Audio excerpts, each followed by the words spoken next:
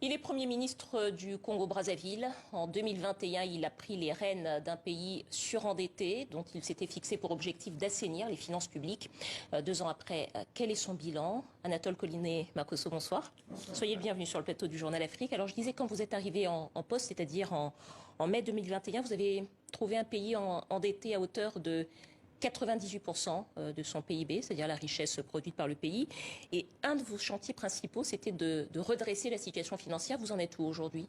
Déjà rétablir la confiance avec les partenaires techniques et financiers, notamment les bailleurs, le Fonds monétaire international, la Banque mondiale. Et ça, vous constatez que c'est quelque chose d'acquis. Oui, vous parlez de 98, mais il arrive que sur vos antennes, les gens montaient la dette à 107, 108%. Toujours est-il qu'effectivement, tout est en train de rentrer dans l'ordre. Aujourd'hui, elle est à combien? Elle est autour de 91%, si je ne m'avance pas trop, mais 91%. Une baisse de 7 points. Oui, déjà. Et l'objectif pour nous, c'est de réussir à atteindre les critères de convergence de la CEMAC, c'est-à-dire ramener la dette à 70%. On espère pouvoir y arriver. Alors, votre mission, c'était également de reprendre la coopération budgétaire avec le FMI. Je rappelle que c'est quand même le FMI qui accorde des prêts au pays pour réaliser leurs nombreux projets. Vous en êtes où aujourd'hui avec le Fonds monétaire international? Qui crée le cadre qui puisse permettre aux États de se créer financer. Le cadre Voilà, pour emprunter auprès de la Banque mondiale. Vous constatez effectivement que l'accord que nous avons conclu avec le Fonds monétaire international en janvier 2022 est en train d'être mis en œuvre. Nous avons un mémorandum que nous suivons. On a déjà eu 2 revues qui se sont déroulées avec succès. Une revue en juin 2022 et une autre en février 2023. Ces revues ont été concluantes. On est sur une 3e revue. Le FMI a fait constater qu'effectivement, les réformes structurelles sont en cours. Il y a de véritables avancées. On est encore en discussion. Les avancées, sur la gouvernance, sur l'amélioration du climat des affaires, sur un certain nombre d'autres points liés aux réformes structurelles. Nous avons un point qui continue, qui fait l'objet de discussions continues. C'est celui effectivement de l'augmentation des prix du carburant, des produits pétroliers, parce que pour le FMI, on devrait faire comme on a fait dans tous les autres pays d'Afrique centrale ou de tous les pays qui sont en programme. Ils espéraient de nous une augmentation des produits pétroliers de 65%, ce que le président et le gouvernement n'ont pas accepté parce que nous sommes dans une situation très inflationniste au plan mondial. S'il fallait encore arriver à une forte augmentation des produits pétroliers, cela devrait mettre nos populations en difficulté et nous négocions sur ces points. On a fait une augmentation de 5%. Ils estiment que ce n'est pas suffisant parce que pour eux, il faut qu'on baisse les subventions que nous accordons pour permettre aux populations d'accéder à ces produits à moindre coût. Parce qu'il y a beaucoup de pénuries, on peut le préciser, peut-être qu'on va voir quelques images d'ailleurs, mais il y a régulièrement des pénuries de carburant au Congo-Brazzaville comme dans d'autres pays. Comme dans d'autres pays. Mais en tout cas au Congo-Brazzaville qui est un pays pétrolier. Qui est un pays pétrolier, mais nous avons parfois des périodes d'arrêt d'activité de la raffinerie. Et puis, il y a du carburant que nous recevons aussi de l'extérieur. Donc, ça peut arriver effectivement que nous ayons des périodes où, lorsque la raffinerie est arrêtée, que nous ayons des stocks qui ne permettent pas de garantir l'approvisionnement régulier en carburant. Ça dure 1 semaine, 2 semaines. Maximum 3 semaines, et puis ça se rétablit. Donc, Alors, tout ce dont on vient de parler sur la dette, ce sont des résultats macroéconomiques importants pour les partenaires, bien sûr. Mais comment est-ce que ces chiffres vont être traduits, convertis dans le quotidien des Congolais? Vous le sentez déjà, madame. Il fut un temps, avant 2021, bien entendu, nous parlions des arriérés de salaire, de pension, des retards de salaire, des établissements qui travaillaient avec les budgets de transfert, qui ne recevaient pas leurs ressources et qui étaient parfois à l'arrêt. Depuis 2 ans, vous constatez quand même que les salaires sont payés régulièrement, les arriérés de pension des retraités sont payés régulièrement. Il y a tout de même un problème avec beaucoup de bourses d'étudiants à l'étranger. On a évoqué ici des situations importantes, notamment à Cuba, mais dans beaucoup d'autres pays. On essaie de faire comme on peut, mais la question des bourses des étudiants n'est pas liée simplement à la difficulté financière, mais c'est une question de gestion administrative. Voilà. C'est-à-dire la résolution que nous avons prise était de mettre entre parenthèses la dette, pour commencer à payer l'encours. C'est ce qui nous a permis de gérer désormais régulièrement la situation des retraités, par exemple. On a gelé la dette et on a commencé à payer les pensions chaque mois. On pouvait faire la même chose avec les étudiants, comme on l'a fait pour les budgets de transfert, les hôpitaux, ainsi de suite. Mais avec les étudiants, on a du mal à le faire de la même manière. Ça fait que lorsque nous payons une bourse, ça profite parfois à ceux qui, pour certains, ont arrêté les études parce qu'ils ont fini parce qu'on paye la bourse antérieure, soit de 2018, soit de 2010. Mais là, avec les bons résultats dont vous nous parliez des finances publiques, est-ce que ça veut dire que les étudiants vont pouvoir percevoir leur bourse plus régulièrement? Nous sommes en train de travailler. Dès que la situation administrative sera résolue, régulièrement, les étudiants retenus percevront leur bourse et nous négocierons combien avec. De temps D'ici là, il y a un travail important qui est en train d'être fait par le ministère en charge de l'enseignement supérieur et le ministère en charge des finances. J'attends qu'ils finissent la réflexion et le travail qu'ils sont en train de réaliser et qu'ils nous produisent les résultats. Mais vous pouvez être sûr que l'effort qui a été accompli pour les autres corps va être accompli pour les étudiants. Alors, il y a également beaucoup de plaintes de la population sur l'accès à l'eau, l'accès à l'électricité, puisque l'approvisionnement est souvent instable avec des coupures régulières. Comment est-ce que le désendettement de l'État va pouvoir se traduire en matière d'accès aux services de base ? Nous avons un grand programme d'amélioration des services de fourniture d'eau et d'électricité. On peut déjà faire constater, et les Congolais ne nous diront pas le contraire, vous le constatez vous-même certainement, que les pénuries d'électricité ne sont plus autant qu'elles ont existé il y a quelques années. Il y a un grand travail qui est en train d'être fait et le programme du gouvernement consiste justement à apporter l'électricité et l'eau dans des quartiers qui ne sont pas encore régulièrement servis. Vous savez que nous avons une urbanisation qui n'est pas tout à fait régulière et vous avez les populations qui ont dévancé l'administration en occupant, en investissant des quartiers qui n'étaient pas encore urbanisés. Ce qui explique, de votre point de vue, les problèmes d'approvisionnement. Les problèmes d'approvisionnement en eau et en électricité. Alors, dans votre programme d'action gouvernementale, vous aviez 12 batailles ou axes prioritaires, et parmi lesquels l'accès à la santé.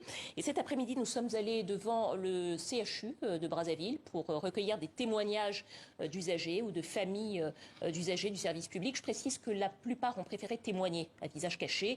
Nous avons aussi interviewé un représentant de la société civile. Ils décrivent tous une situation de dénuement à l'hôpital public. Je vous propose d'écouter les deux témoignages que nous avons retenus.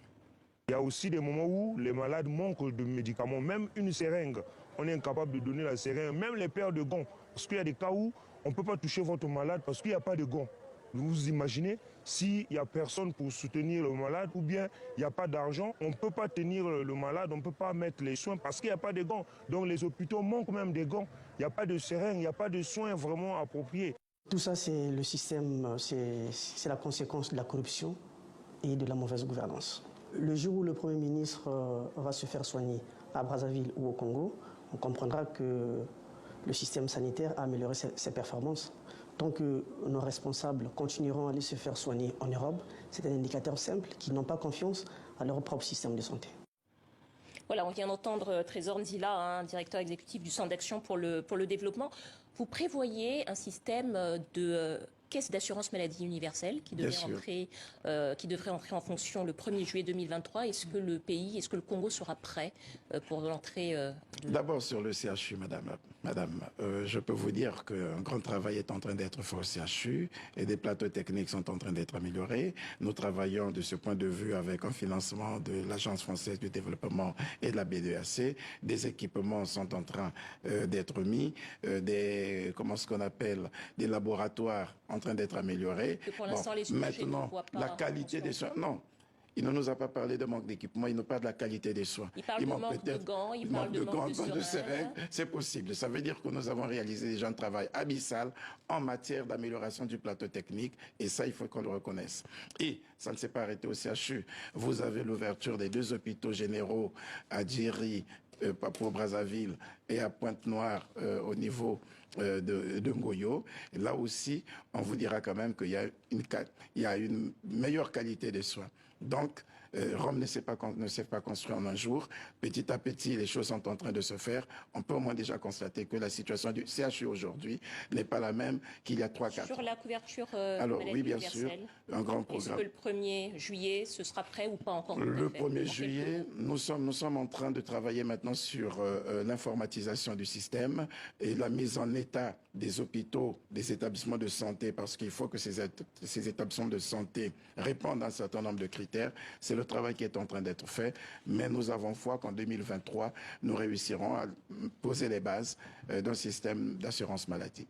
Alors, comme crédible. Le disait Trésor Nzila, selon lui, la mauvaise gouvernance serait la principale cause des problèmes économiques et sociaux du Congo, notamment la gestion des ressources pétrolières.